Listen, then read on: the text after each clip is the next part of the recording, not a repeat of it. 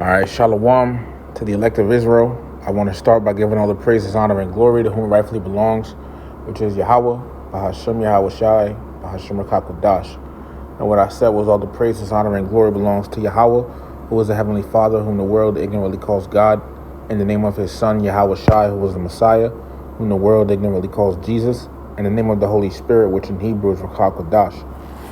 Double honors to the apostles and elders of Great Millstone, never well. Peace, blessings, and salutations to the elect of Israel. And this lesson, recently just went into this topic. The Lord, allowed me to get the understanding on it, man. All praises to Yahweh, Bahashem Yahweh Shai. Okay, because the Lord allowed me to get the understanding on this. In this lesson, I'm going to be going into the sons of God, Lord, to edify the elect, man, because, this is I like this topic, man. It's a good topic. It's a really good topic. It's really straightforward. Well, I'll say straightforward. It has to be broken down to you, okay? You have to be taught. Let me start off with that real quick. It's the book of Acts, chapter 8.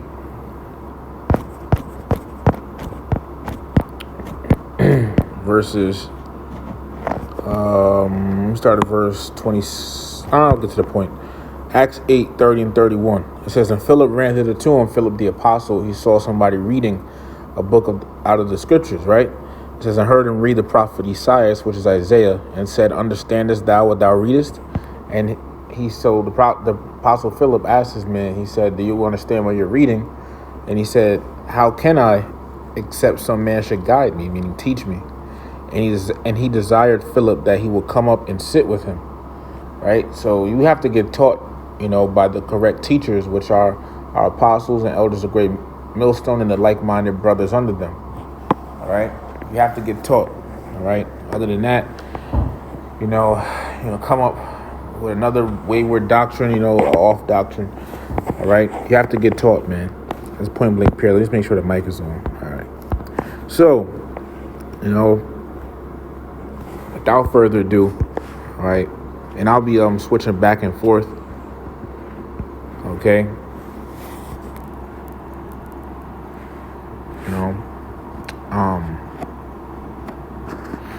So,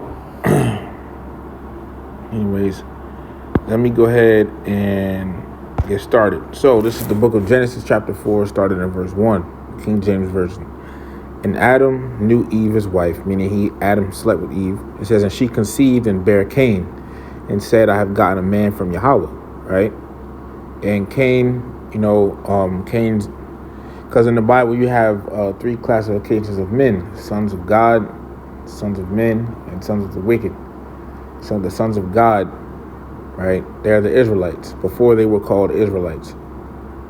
Okay, and the sons of men are the heathen nations, right?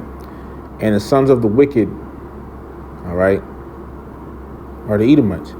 And, we can see, Cain, okay? When you read this through the Spirit, you can tell, who's who pretty much, all right? It says, verse 2, and she again bare his brother Abel, and Abel was a keeper of sheep, but Cain was a tiller of the ground. And it came to pass, and in process of time it came to pass that Cain brought the fruit of the ground an offering of Yahweh. I'm going to read it again. And it came to pass that Cain brought of the fruit of the ground an offering unto Yahweh. And Abel, he also brought the firstlings of his flock and of the fat thereof. And Yahweh had respect unto Abel and to his offering. Now, here's the thing you got to understand, right?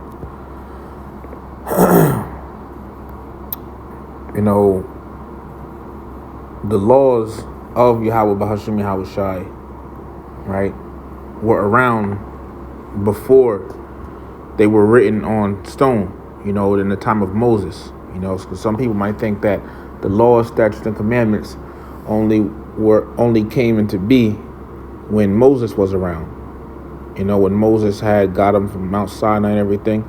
No, right? The law was back then, okay? The law was back during these times, okay? During the time of, since the beginning. All right, but only difference is it was oral. All right, the law, statutes, and commandments were oral.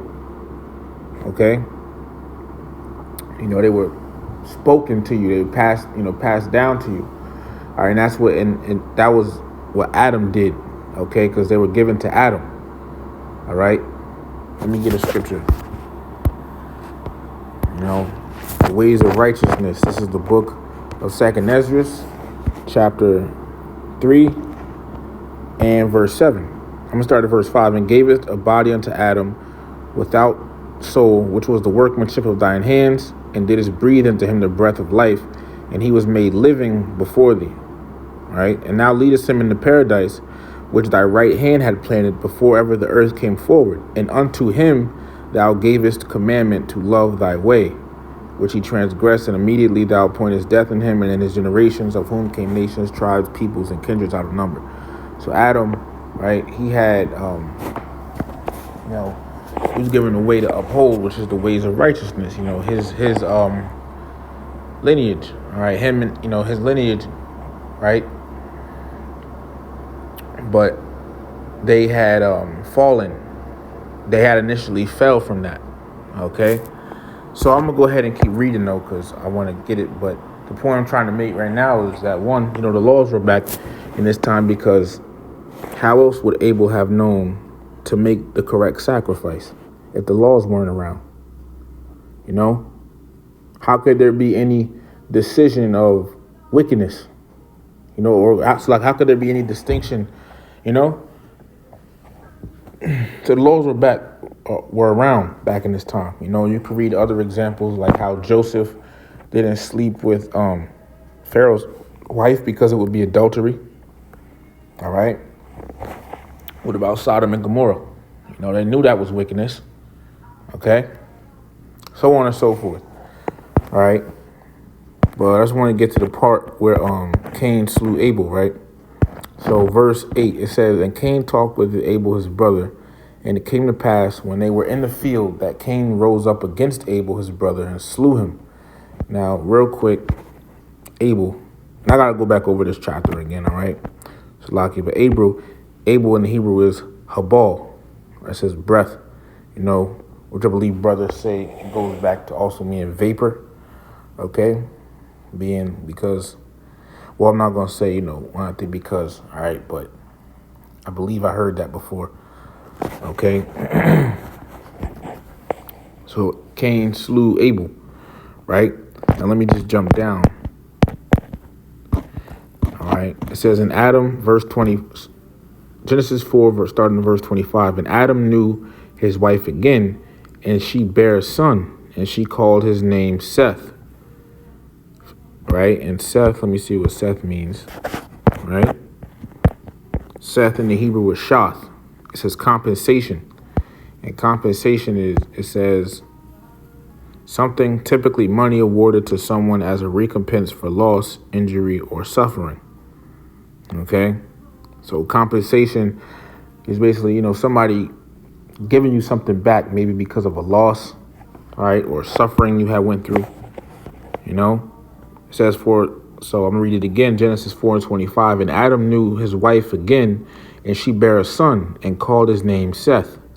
For the Most High said, she hath appointed me another seed instead of Abel, whom Cain slew. Because, once again, being that Cain slew Abel, right, Seth was the compensation from the Most High, all right, to them, to Adam and Eve for Abel. All right, Seth came instead of Abel. Okay, Cain slew Abel, and Seth was the compensation for that. All right, now verse 26, and to Seth, to him also there was born a son, and he called his name Enos. Then began men to call upon the name of Yahweh, and that's important. All right, it says, and he called his name Enos. Let's look at what Enos means real quick. Enos, on the watch, it says man, son of Seth. So Seth's son was what? So Seth had a son named Enos, right? Now I'm going to go here because I have some notes written down for this. And I recently went over this. right?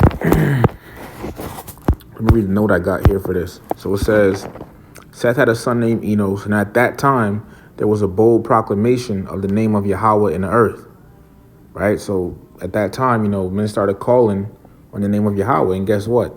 Calling on the name of Yahweh comes with walking in a righteous way, just like how now we do, when you woke, like the elder Yahshua was saying when he was breaking it down, because the elder goes into it a lot, right? Or from time to time. Okay. This topic, said, we began, calling, when we woke up to the truth and started calling on Yahweh Bahashim Yahweh Shai, right? We started departing away from iniquity, started putting off wickedness. Okay. So this was going on back here, right? So I'm gonna read it again. It says Seth had a son named Enos. I meant to say had. Seth had a son named Enos, and at that time there was a bold proclamation of the name of Yahweh in the earth. That also comes with walking in a righteous way. See? And that was the intent of the chosen lineage. Because what? The chosen, because when you read in Genesis 4, that's Adam's descendants through Cain. It tells you Adam's descendants through Cain. But in Genesis, the 5th chapter, right, it tells you Adam's descendants through Seth. And that is the chosen lineage, the sons of God. Okay? The chosen lineage was supposed to uphold the righteous ways, the ways of righteousness, as we read. Okay? Adam had passed it down to his children, so they were supposed to uphold the ways of righteousness. Let me keep reading. It says that also, so there was a bold proclamation of the name of Yahweh in the earth. That also comes with walking in a righteous way. That was the intent of the chosen lineage. So through the lineage of Adam, Seth, and Enos would be the lineage to uphold the ways of righteousness. That title of the sons of God is tied to obedience. So again, the sons of God, the lineage of Adam through Seth, were supposed to uphold the ways of righteousness. And I know it sounds repetitive, but gotta know that, all right? That's what it is. It's just like how now when we woke up to the truth and began to call on the name of Yahweh Bahashim Yahweh Shai, we are to put off wickedness and walk righteously. Okay. This is book of 2 Timothy chapter 2 verse 19. Nevertheless, the foundation of Yahweh standeth sure, having this seal: the Lord knoweth them that are his, and let everyone that nameth the name of Hamashiach depart from iniquity. See? So being called the sons of God, right, comes with, obedience. Okay, this is why they were called the sons of God. Like the apostles said when they were breaking this down, because they were calling on the name of the Most High. They were calling on the name of the Most High. That's why, and that's part of why they were called the sons of the Most High. But, it really goes to how they were walking with obedience. And when you read, because we're going to understand something in a minute, but when you read different scriptures that say sons of God, it talks about obedience. Like St. John, I'm going to get one. St. John chapter 1,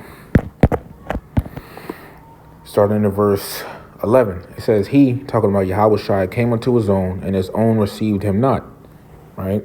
He came, more specifically, to, he came, because a lot of these Christians, they like to talk about, they like to say that this proves that the Messiah, that Israel rejected the Messiah, and he, went to the Gentiles, but they like to say all Israel rejected him because it says this, but that's just a big lie in itself. All right. It says he came unto his own, and his own received him not. Right. Yeah. The Messiah, Yahweh Shai, yeah, he came to Israel. A lot of Israel did reject him. Right. But this doesn't mean that, all of the Jews rejected him, because he came to the Jews, the tribes of Judah, Benjamin, and Levi. It doesn't mean that all of them rejected him. That's why it says, but as many as received him. So letting you know there were some of that did receive him. Like, who do you think the 12 disciples were? They were Jews. It says, to them gave he power to become the sons of God, even to them that believe on his will, that believe on his name. They were obedient, man. They received him. Okay. This is tied, this comes with walking in the righteous way, man. Okay, being called the sons of God.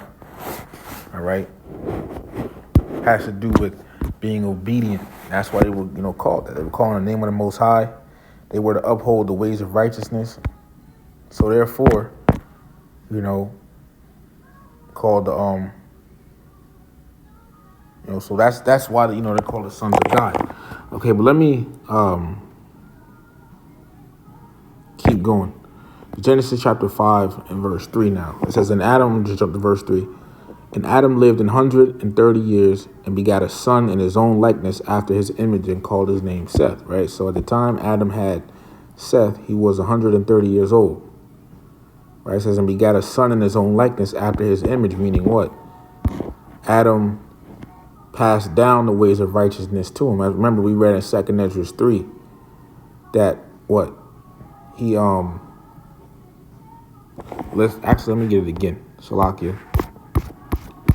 2 Ezra chapter 3, verse 7. "And unto him, Adam, thou gavest commandment to love thy way." Right? So let's go back. Genesis 5. "And Adam lived 130 years and begat a son in his own likeness after his image." All right, so Adam passed the ways of righteousness down to him, down to Seth. All right, by oral, by oral tradition, he taught him. All right, once again, the laws were not etched on stone. All right, back in this time, they were just spoken, but they were still around though. It says, "So we see the sons of God as the lineage of Adam's descendants through Seth. They were to uphold the ways of righteousness." And just like the law, statutes, and commandments, separate the nation of Israel from the heathen nations, the fact that this lineage was chosen to have to uphold the ways of righteousness, this goes to show that this was a chosen lineage out of all the other nations back then. You see? Verse 4, it says, in the days of Adam, after he had begotten Seth for 800 years." So after he had Seth, he lived for 800 years. "And he begat sons and daughters." Now it says, "and he begat sons and daughters," right? Besides Seth. So Adam, I'm going to read this. "And after Adam had Seth, he lived for 800 years. And Adam had other sons and daughters besides Seth. And as you keep reading down, all these men had sons and daughters. So it was many of them multiplying in the earth. These are the sons of God, the lineage of Adam through Seth." And it continued to talk about them in the beginning of Genesis 6.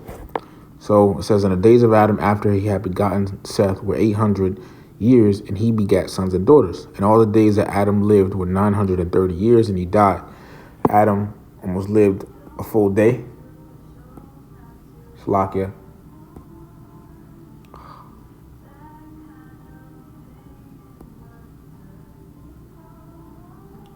Salakia. All right. Verse 6, "And Seth lived 105 years and begat Enos. And Seth lived after he begat Enos 807 years and begat sons and daughters." See, so Seth had sons and daughters aside from Enos as well. Okay. "And all the days of Seth were 912 years, and he died. And Enos lived 90 years and begat Canaan. And Enos lived after he begat Canaan 815 years, and he begat sons and daughters." Remember Enos, when men started calling on the name of the Lord, right? It says, "And all the days of Enos were 905 years, and he died. And Canaan lived 70 years and begat Mahalalel. And Canaan lived after he begat Mahalalel 840 years and begat sons and daughters. And all the days of Canaan were 910 years, and he died. And Mahalalel lived 65 years and begat Jared." And you see these men, this keeps saying these men had sons and daughters, other than the names, it basically, primarily mentions, right? So it goes to show you that these are the sons of God, okay? So it was a lot of them. It says, "And all the days of Mahalalel were 895 years, and he died. And Jared lived 162 years, and he begat Enoch." Now listen. And Jared lived after he begat Enoch 800 years and begat sons and daughters. And all the days of Jared were 962 years, and he died. And Enoch lived 65 years, and begat Methuselah.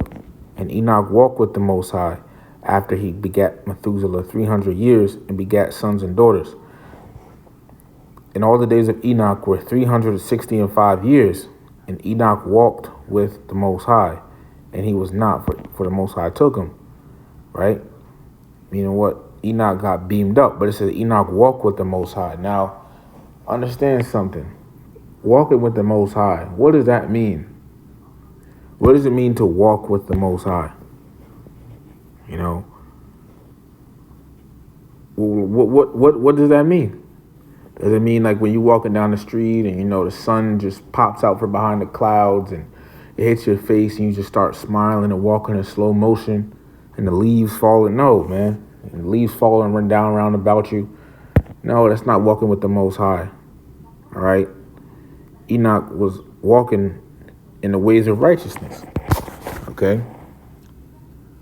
You know, if the laws weren't on, if the law wasn't around back then, how was Enoch walking with the Most High? See? The note I got is, you know, Enoch was doing the ways of righteousness. He was following what Adam passed down to his sons. Simple. And Methuselah lived in 187 years and begat Lamech. And Methuselah lived after he begat Lamech 782 years and begat sons and daughters. And all the days of Methuselah were 969 years, and he died. And Lamech lived in 182 years and begat a son. And he called his name Noah, saying, This same shall comfort us concerning our work and toil of our hands, because of the ground which Yahweh hath cursed. And Lamech lived after he begat Noah 595 years and begat sons and daughters. And all the days of Lamech were 777 years, and he died. And Noah, so we see that this is what the lineage of the sons of God, the chosen lineage, the descendants of Adam through Seth, not Cain, but through Seth. All right, and you know, Enos and all of them. Okay, and we see that Noah was a part of this lineage, right? But you see these, and then you see all of these people. They had what, sons and other sons and daughters, right? So these are all the sons of God, man. Okay, and they ended up, you know, they were supposed to uphold the ways of righteousness, but as you're going to read in the next chapter, right, they ended up, you know, going into wickedness. However, Noah is the one that, you know, was still being, you know, righteous. So Genesis chapter 6 and verse 1. And it came to pass when men began to multiply on the face of the earth, and daughters were born unto them. So when the other nations of the earth had been multiplying and reproducing, right, and had daughters, that it says that the sons of God saw the daughters. So now we know the sons of God are. All right. The sons of God are the Israelites before they were called Israelites. What does the word Israel mean? Okay. Let's get it. Genesis 32 and 28. And he said, Thy name shall be called no more Jacob, because Jacob in the Hebrew is Yaquah, and it means supplanter. It says, but Israel, Yashar Allah. For as a prince hast thou power with God and with men, and hast prevailed. Okay. Yah means he. Shar means prince. Let's look this up, man, because I don't want to just say it. All right. Genesis 32, 28. For the Hebrew word Israel. All right. Now, I said God prevails, but when you understand Hebrew, you understand the words here. So Yah means he. Shar means prince. And Allah, okay, which you should know. All right, Salakia. But Allah means God, all right, or power. So this means he is a prince of power. He is a prince of the Most High, okay? And a prince, if you're a prince, okay, that means your father was a king, okay? And who's the ultimate kingdom? Heavenly Father, all right? And if you're a prince, once again, if you're a prince, you're the son of a king, right? And Allah means God here. You see? So, in other words, what? Son of God. Okay? Once again, the sons of God, right, were the Israelites before they were called Israelites. So, here in Genesis 6, and this is, these people in the world, they try to, talk about, this is talking about some Nephilim, some giant blue monster, some weird shit, man. Try to say, they running the world today and all of this extra BS. That's not true, okay? Because we just read, all right, as the elder brought out. So you mean to tell me that it went into Adam's lineage in Genesis 5, and then in the next chapter, it just automatically switched to some fallen angels or something, So, and Lord willing, if I, study some more, all right, Lord willing, I will do, more lessons on this, okay? But it says, and it came to pass when men began to multiply on the face of the earth and daughters were born unto them, that the sons of God saw the daughters of men. Now, here's the thing, because they'll say, these are the angels, all right, but these sons of God are not talking about the angels. However, the angels also are referred to sons of God. They're also referred to as sons of God. Salaki, the book of Job, chapter 1, now in verse 6. Now there was a day when the sons of God came to present themselves before Yahweh, and Satan came also among them. And NLT, one day the members of the heavenly court, which is talking about the angels, came to present themselves before Yahweh, and the accuser Satan came with them. All right? So the angels also are referred to as the sons of God. All right, but these sons of God in Genesis 6, okay, they these are men, all right, Israelites before they were called Israelites. It says, and it came to pass when men began to multiply on the face of the earth, and daughters were born unto them. So when the heathen nations started multiplying and reproducing and having daughters, it says that the sons of God, the chosen lineage, saw the daughters of men, that they were fair. They saw the heathen women, right, that they were fine. They were beautiful, gorgeous, bad, and they took them wives of all which they chose. And as Elder was bringing out, that you see this thing happen all throughout the scriptures. You see Israel, the Israelites, getting with heathen women, making marriages with them, and that's what that's where they messed up. Okay, it says that the sons of God saw the daughters of men, that they were fair, and they took them wives of all which they chose. All right, and it says took them wives, right? And here's the thing. Let me read the note I got for it, actually, Salakia. Genesis chapter 6. The note I got here. It says, and by the way, for that word fair, let me just go into it just to prove that it's talking about beautiful. All right. Fair in the Hebrew is tawab. When you go down to the lexicon, look at the second parentheses, it says goodly, fair, beautiful, used of persons. Exodus chapter 2, verse 2, and Genesis 6 and 2. So these women were beautiful, the heathen women. And even to this day, the heathen women, some of the heathen women, some of the heathen women are beautiful. Okay? They're supposed to be concubines. That's the way we're supposed to have them, as concubines and everything. All right?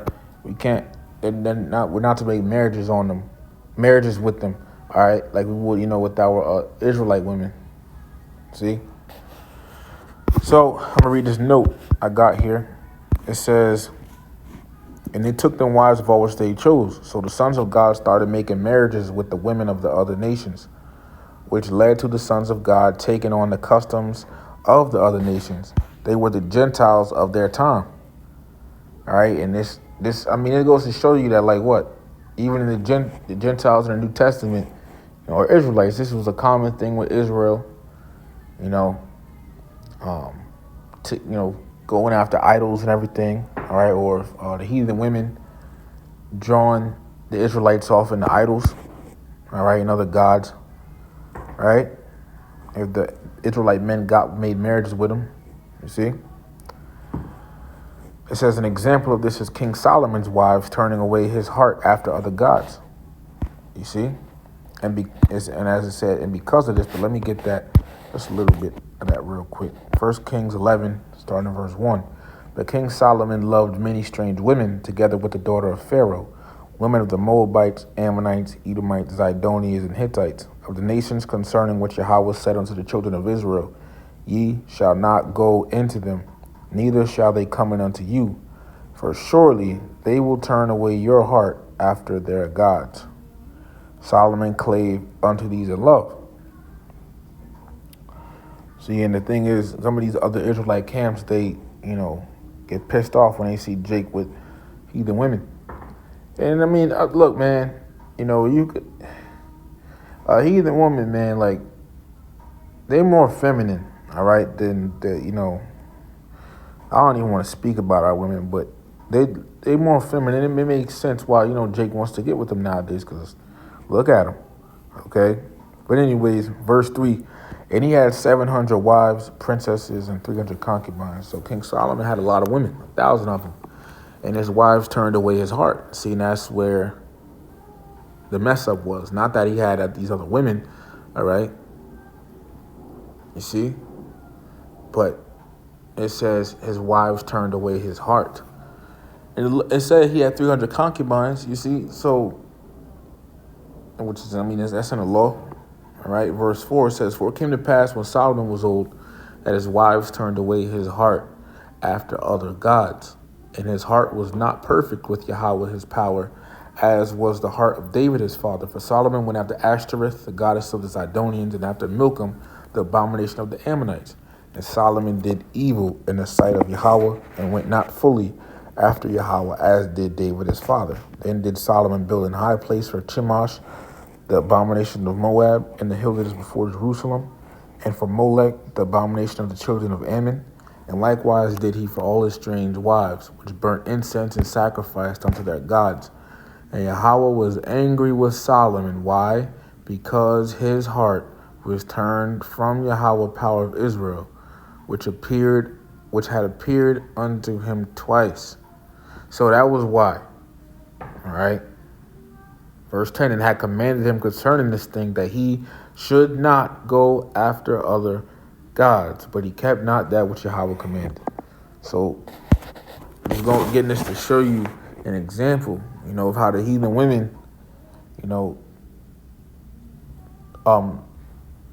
turned away Solomon, after other gods, or as an example to show you what was going on back there in the book. What Genesis 6 and 2 is describing. You see? So, the sons of God, the chosen lineage, right? They started making marriages with the heathen women, and this led to idol worship. And because of that, it says, verse 3, and Yahweh said, My spirit shall not always strive with men. And this goes to show that this is talking about men, not, angels. Like little, this ain't talking about some fallen angels out of heaven that got kicked out of heaven or whatever and came down here and started laying with women. That doesn't even make sense. And that's false, because Yahweh Shai corrected that a long time ago. Matthew 22. Angels don't do that. All right? This is the book of Matthew, chapter 22, verses 29 and 30. Yahweh Shai answered and said unto them, Ye do err, not knowing the scriptures, nor the power of the Most High. For in the resurrection, right, talking about when a person, dies, and because resurrection means to rise, the scriptures say that when you are dead, your spirit goes back to the Most High who gave it. It says, who knoweth the spirit of man that goeth upward, roughly paraphrasing. All right, both of these scriptures are found in Ecclesiastes, okay? But, so being in this word resurrection means rise. So Yahweh Shai is talking about, see, it says a raising up, rising, okay? So here Yahweh Shai is talking about when a person dies and they, go rise up or go back to the spirit world, it says they neither marry nor are given in marriage. So they don't marry. They don't have sex because that's what marriage is, sex. All right? Genesis 24:67 tells you that. It says, but are as the angels of the Most High in heaven. So when you go to the spirit world, you're like the angels. You don't have sex. You don't do these things. Okay? Another one. This is the book of 1 Corinthians, chapter 15.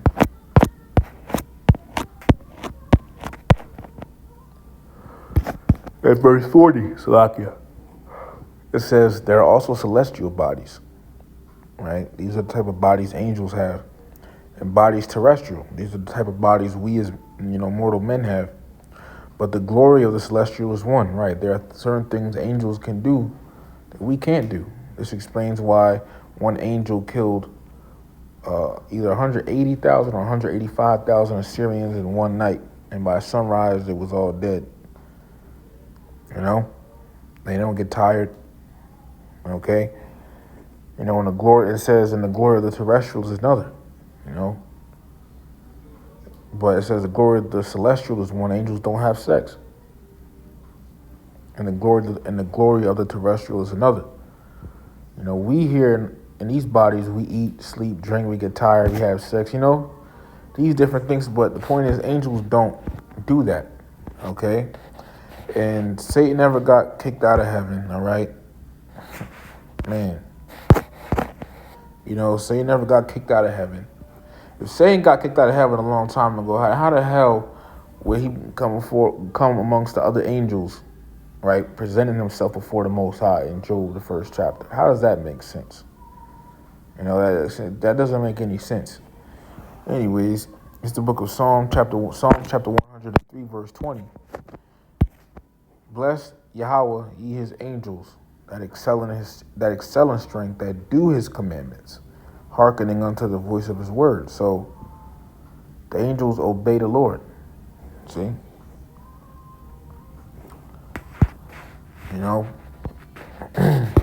So the angels never got kicked out. Okay? And angels don't have sex. So therefore in Genesis the 6th chapter, this is talking about men. That's why he said, my spirit shall not always strive with men. Why? For that he is also flesh, because his flesh is wicked. This flesh we have, this is wicked, man. The Apostle Paul even wrote about it. You see? This is why we can't be totally at one with our power forever. Because we're this flesh. That's why we have to be changed. And this is going to come when Yahweh Shai returns. We're going to be changed in the twinkling of an eye, man. At the last trump, for the trumpet shall sound of the dead, and the Mashiach shall be raised. Roughly paraphrasing. Okay? So here in verse 3 it says, the Lord saw it, right? So because, the sons of God, they made marriages with the heathen women. You see? They made marriages with the heathen women. And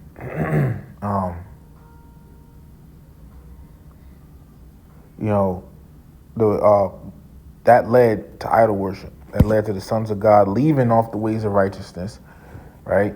And going into idol worship, you see, which is wickedness. So the Lord, and because of that, the Lord saw it, as it says here, the Lord saw it and became pissed off with the sons of God. So it says, that's who this is focusing on. And he said, and as he said, my spirit shall not always strive with men. This shows that these are men and not some demonic angelic beings. It says, even furthermore, it says, for that he is also flesh. The spirit isn't what sins, it's the flesh.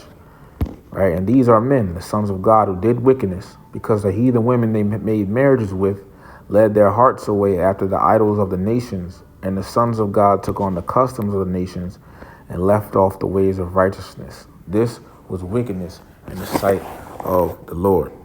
All right? This is what was going on here. Not no, big, let me if I pull it up real quick, Salakia. Just see something real quick. Who are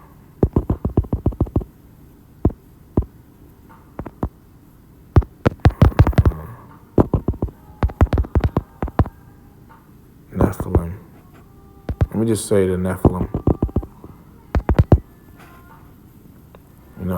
This is what people, just to get, people's, what most of the people think it is. It says the Nephilim are figures described in the book of Genesis as the offspring of the sons of God. All right, it says, and the daughters of men. They are often interpreted as a race of giants or heroes of old, though interpretations vary, with some viewing them as mighty warriors, fallen men, or hybrid offspring. The term Nephilim is derived from the Hebrew word for to fall, leading to the translation fallen ones, and that's what happened. And that's all it means, to fall. Okay, let me get something real quick. Nephilim. It says the Nephilim are mysterious beings or humans in the Hebrew Bible, traditionally understood as being of great size and strength, or alternatively, beings of great power and authority. The origins of the Nephilim are disputed. Some, including the author of the book of Enoch, view them as the offspring of rebellious angels and humans.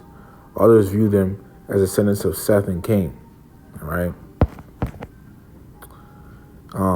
But I mean, this is talking about the sons of God, man. All right. So Genesis 6:4 says there were giants in the earth in those days. All right.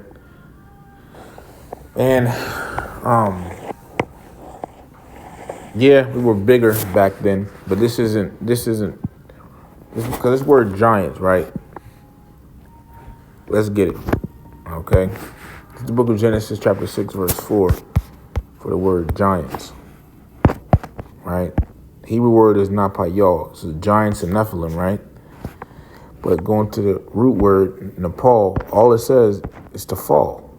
Okay? To fall. That's all it says, man. To fall. Simple. Okay? And who is this talking about? Let me get the note here. It says, giants goes into the Hebrew Nepal, which we saw. It says, which means to fall. Again, the sons of God were supposed to uphold the ways of righteousness on the earth, but they fell away from it. They started, doing wickedness. It says, yes, men were naturally bigger during this time, which you can read about in 2 Ezra 5, which I'm going to get in a minute. But this is specifically talking about the sons of God who fell away from the ways of righteousness. Since it says giants here, which goes back to the Hebrew Nepal, this is where they get that false doctrine of the Nephilim from. All right?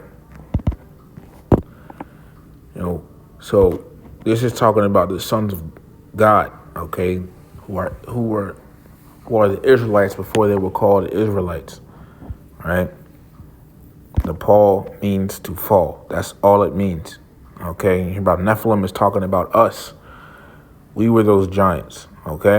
It says, and also after that, when the sons of God came unto the daughters of men, and they bare children to them, the same became mighty men which are of old, men of renown. Now, another thing, yeah, we were talking about, it's like, yeah, we were, we were bigger back then. Mankind was definitely bigger back then. The scriptures talk about that. This is the book of 2 Ezra chapter 5, starting at verse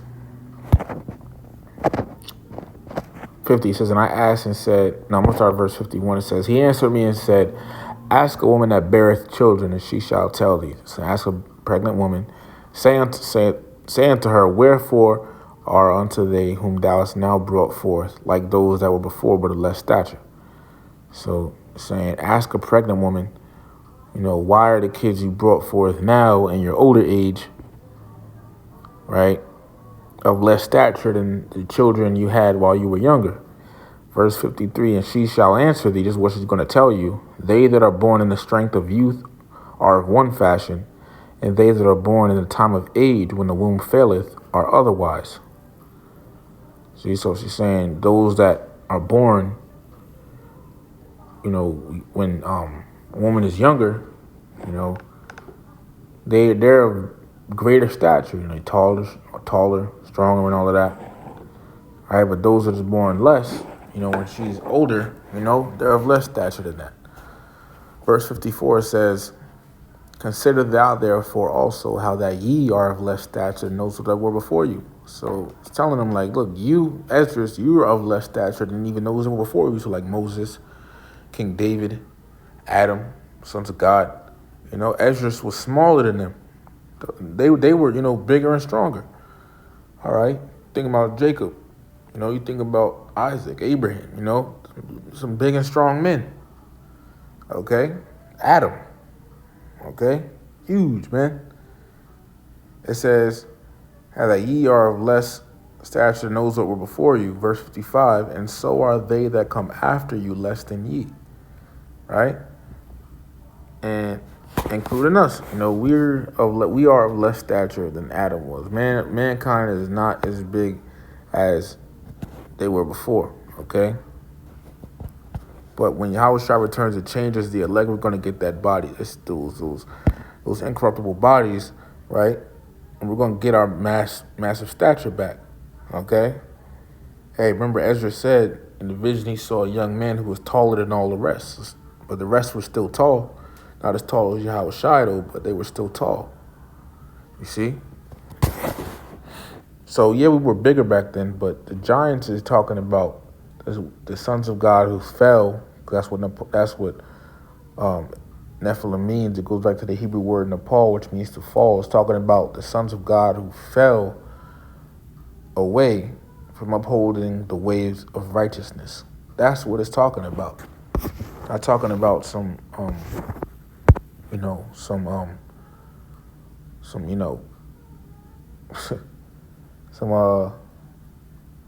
fallen angels, man. Okay? But it says there were giants in those days. Oh yeah, let me get a precept. I wanted to get this. Baruch chapter 3, starting verse 26. It says there were the giants famous from the beginning that were of so great stature and so expert in war. The mighty men. Okay, just like how Jake today is. Okay, mighty men. They're the best in combat sports, athletics. You see? You got strong men of Jake, So we're the same people, okay? The sons of God were the Israelites before they were called Israelites, man. It's as simple as that. All right? But, so the sons of God, however, they went off, okay, as we're reading here.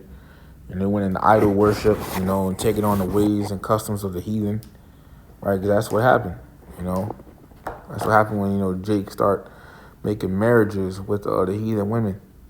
A good example that was brought out is Nehemiah. An example of what happens when you get with the heathen, make marriages with the heathen women, rather. Let me say it like that. This is the book of Nehemiah, chapter 13. Starting at verse 23. In those days also saw I Jews that had married wives of Ashdod, of Ammon, and of Moab, and their children spake half in the speech of Ashdod, and could not speak in the Jews' language, but according to the language of each people. So, a part of making these marriages with the heathen women, right? They took on their customs, speaking in the language of the Jews. So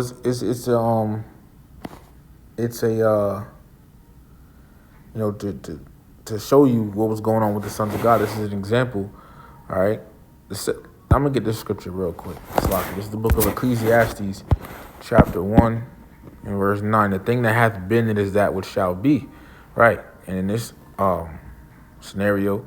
All right, in this case, the sons of God, falling away from keeping the righteous ways of the Most High, right, and going into idol worship and taking on the customs of the heathen. We hear that. We know that happens with Israel throughout the Bible. It's part of our history. Jake falling away from doing the ways of righteousness, right, and going after false idols, okay, idols and everything, right? Bear me 1 second, Salakia. Let's let this pass.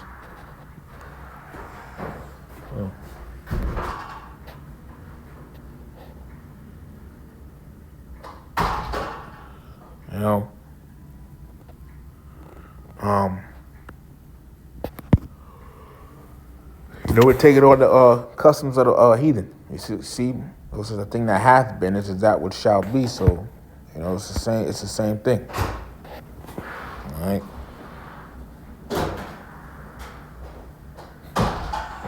See,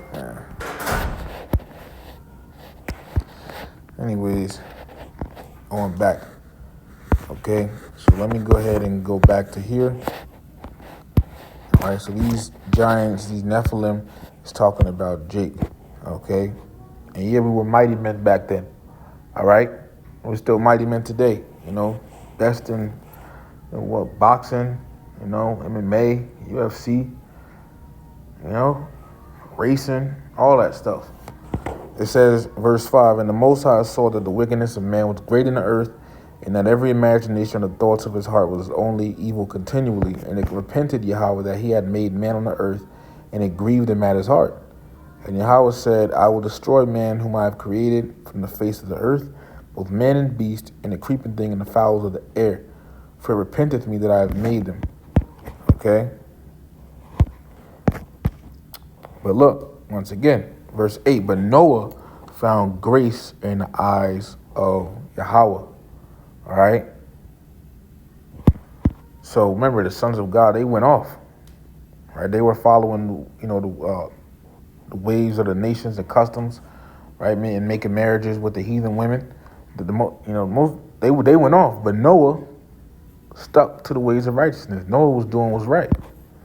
It says here, and through Noah, who was of the lineage of the sons of God, who kept to the ways of righteousness, the sons of God could continue in the earth past the flood. Because the flood destroyed what wasn't in the ark, including the other sons of God, who were into wickedness. Right? But no, it's like I'm jumping the gun, too excited. It says, but Noah was preserved, and he was of the sons of God, and through him being alive and preserved, from him through Shem, the sons of God could still be around in the earth. Just like how now the majority of Israel is being wicked and will be destroyed in the second death, which is by fire. But through a righteous remnant of Israel, the nation of Israel can continue and will come back. See?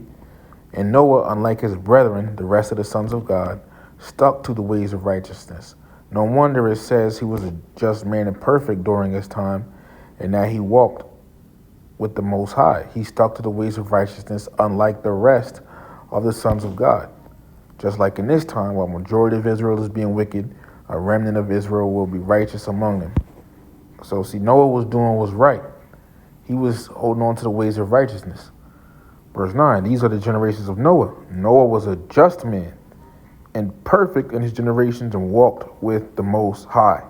See, so here we see what? Noah was what? Holding to the ways of righteousness. Okay?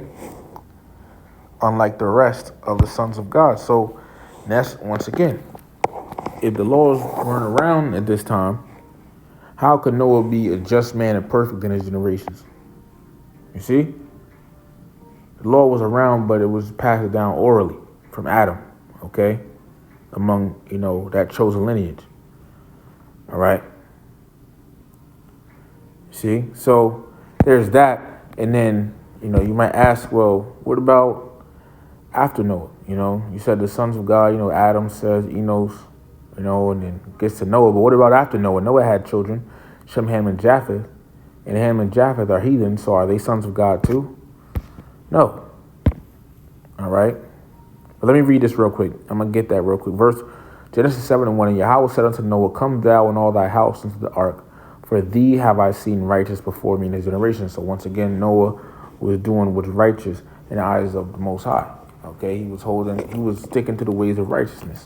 Meanwhile, the rest of the sons of God, right, were going off. Okay? And yeah, all right. It's like how now the sons of God, the Israelites, all right, majority of them are going off, and a righteous remnant, all right, which is like Noah now, are sticking to the ways of righteousness, doing what's right. And so when the Lord brings us this second death, because the flood was the first death, when the Lord brings the second death, all right, that is going to be, the sons, a lot of the sons of God are going to, be destroyed in it. All right. Let me get this thing about Shem real quick, just to, make that clear.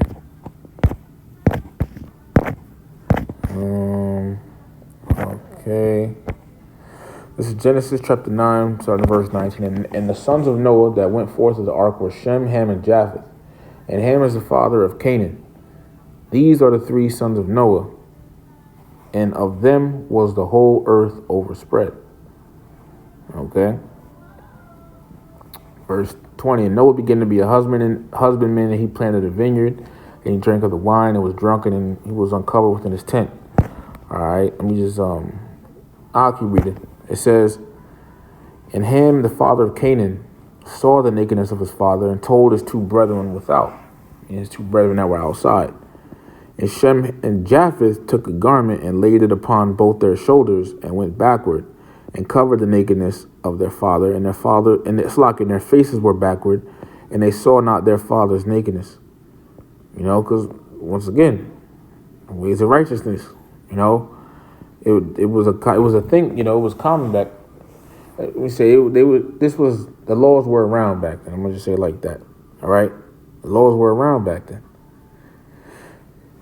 Verse 24. And Noah woke from his wine and knew what his younger son had done unto him, and he said, "Cursed be Canaan, a servant of servants shall he be unto his brethren."